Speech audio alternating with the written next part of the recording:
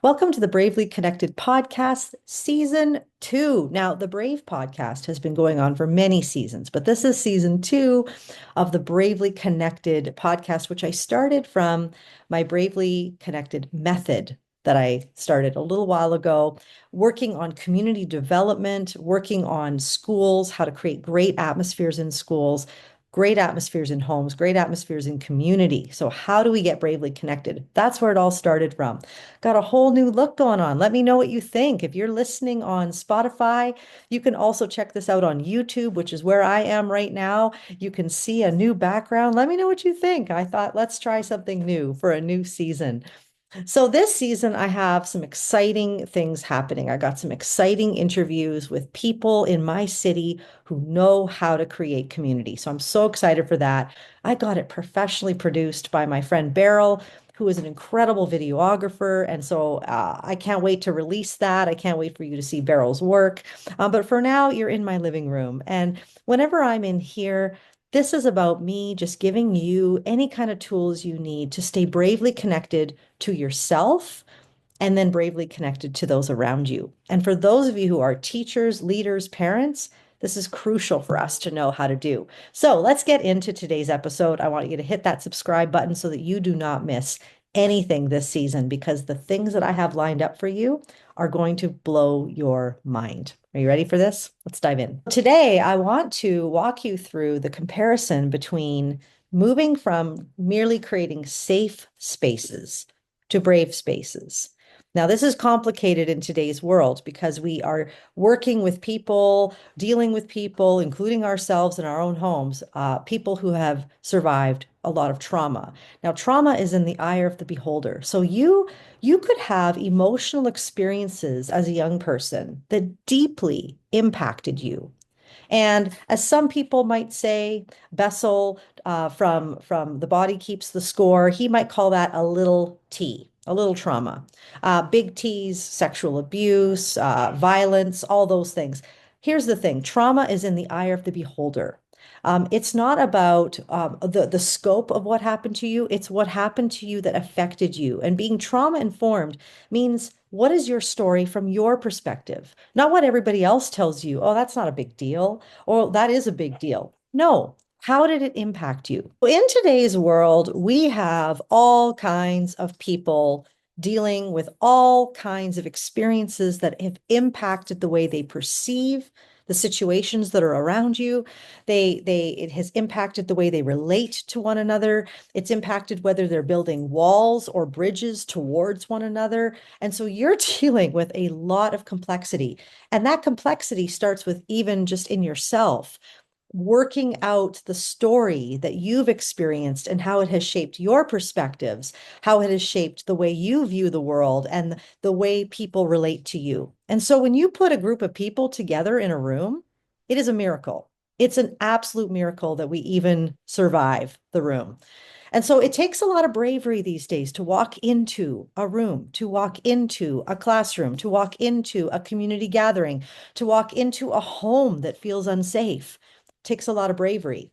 And so we have focused a lot as a society on building these safe spaces. But I see some gaps not delivering what we're really looking for. Let me describe a safe place to you this way. A person walks into the room when it's a safe space. You are responsible to make sure I feel like I belong here. If you look at me the wrong way, if you say the wrong thing, I'm going to be offended. I need to make sure that you are not going to do anything to trigger me and my past experiences. I need to make sure that I feel safe, that nothing will go wrong here. Do you already see the problems with this? You put any two humans in a room and something's going to go wrong. And so we need to build a little bit more resilience in ourselves and in others in order to have the safe spaces that we want to have. A safe space, as we know it right now, is focused on self-preservation. You make me. I preserve me. I want you to make me feel, but that will always go wrong. A brave space focuses on the opposite. A brave space focuses on building resilient skills so that I can find my own belonging outside of the group. So when I show up and someone says something stupid, which is highly likely, especially if you've ever been in a room with me, then all of a sudden people are building resilience skills to know how to separate themselves. In mental health, we call this differentiation. Your mood does not affect mine. Your words do not affect me. I can stand and I can hold space for you. I know what to do with you when you're saying things that don't connect with me or offend me. We need that type of differentiation in our world today. A brave space focuses on leaning the group in to build trust. A brave space focuses on, I'm going to manage me. That person over there, they might react a certain way, they might do a certain thing, but while they're out there doing whatever they're doing, I'm going to control the only person that I can, and that is me. Now, you can see where this might be a problem with people who have never been taught how to manage themselves. They've been taught to blame everybody else for their situations. They're victims in this world. So you see how there's a brave space is going to need to know how to build resilient skills inside of people to become that powerful person that makes powerful choices for themselves. I want to give you four skills that you need as a leader, a parent, a teacher, or just somebody who wants to create great spaces and brave connection in your world around you. I want to teach you four things that you're going to need inside of yourself, four tools that you need. Number one is curiosity. So I've been placed in environments where people have come from trauma. And you would think that if you form a group and you put people in a room who've experienced trauma, that that trauma would unite them. It doesn't. Trauma does not unite people. It actually divides people because their their perception from their trauma has distorted their perception of each other. And so there's lots of division. There's lots of misunderstanding. Their perspectives have caused division among them rather than bringing them together. There's more guardedness. There's more tribalism, clicking together with like-minded people because they make me feel safe. I've seen this in schools. I've seen this in communities. I've seen this everywhere I go. And it has created a curiosity in me. Instead of being judgmental, being curious. Behavior is always communication. That's one of the steps in the Bravely Connected method. And so, curiosity, if I'm curious about that, I wonder what's happening. I wonder what's going on. I don't understand this, but I can lean in with curiosity instead of judgment. And curiosity leads to an empathetic mind. So now, instead of being judgmental, I'm becoming empathetic. I can put myself in their shoes. I can ask curious questions that allows me to see myself in them. You see, when somebody is dealing with something that I don't understand, it's an us and them. So my job as a leader is to find something common that allows me to empathize with people, even if I've never been in their situation before. I've never been abused. I've never experienced what they've experienced, but I can identify with the emotions, with feeling abandoned, with feeling that mistrust. And as soon as I can find the common emotion that connects us, now that empathy will lead to trust.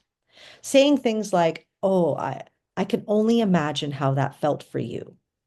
Did you feel mistrust? Did you feel abandoned? Did you feel rejected?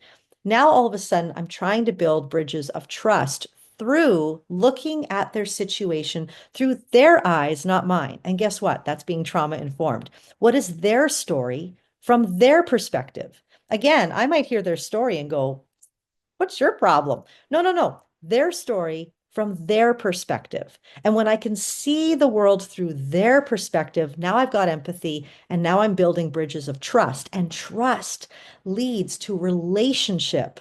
This is where we are at in our world. We have become so fixated on behavior change, behavior management. We want our classrooms to perform. We want our homes. We want our kids to do this and that. We want our spouses to do this, A to B. We have a very linear way of looking at relationships, but a relationship is built by seeing through somebody else's eyes. And so that means creating that understanding. So curiosity leads to empathy. Empathy leads to trust. Trust leads to relationship. So if there's any goal that you have this year, it's to build a relationship with those you're leading, with your community. Sit down, have some coffees. It's going to take extra time, but in the long run, I'll tell you what, relationship leads to change. So right now I am working on a community transformation. I call it a project, but really it's like a lifetime goal for me. Probably the next 25 years of my life, I will be spending investing in my own personal community. Now, these are the ways I'm working it out. I'm getting curious. That's leading to empathy. That empathy is leading to trust, which is leading to relationship building, which takes an enormous amount of time. But in the long run, the change that's going to happen from that is enormous. And so I would encourage you as a parent, instead of thinking behavior change, think curiosity, empathy, trust, relationship first. Those four things first. Behavior change is an aftermath. It's a product. It's a byproduct of those four steps. As a teacher, same thing. Curious about your students, becoming empathetic, seeing the world through their eyes, not your eyes. I am a Gen Xer. I do not understand millennials. I do not understand Gen Z. They do not make sense to me, but I have to, as someone who cares about them, see the world through their Gen Z lens. And it doesn't make sense to me, but I'm going to do that because then I build trust, and then that creates a relationship, and then we see the change that we're looking for. I hope that this helps you. Let's create bravely connected spaces where it's not just safe, but it's brave, it builds resilience, and it builds that relationship, which leads to change. Keep being brave.